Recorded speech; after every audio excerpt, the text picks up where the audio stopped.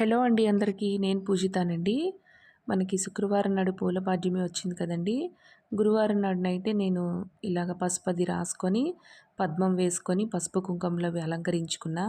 ఇంకా తులసి చెట్టుకు కూడా పసుపు బొట్లవి పెట్టుకున్నాను ఇలాగా. మనకి మరుసటి రోజు మార్నింగ్ అన్నీ చేసుకోవాలంటే కుదరదు కదండీ!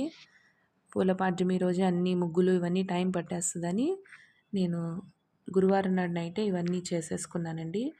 ముగ్గులవి వేసుకొని, పసుపు కుంకుమ బొట్లవి అలంకరించుకొని, గుమ్మానికి తులసి అమ్మవారికి, తులసి చెట్టుకు కూడా ఇదిగోండి ఇలాగా పసుపు కుంకుమ బొట్లవి పెట్టేసుకున్నాను గురువారం నాడు నైటే.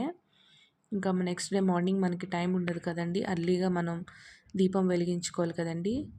ఇంకా ముందు రోజు నైట్ ఇలాగే మొత్తం ముగ్గులు అన్నీ వేసేసుకున్నాను నేను. ఇంకా పూల పాడ్యమి రోజున శుక్రవారం నాడు మార్నింగ్ ఇలా పూజ చేసుకున్నా.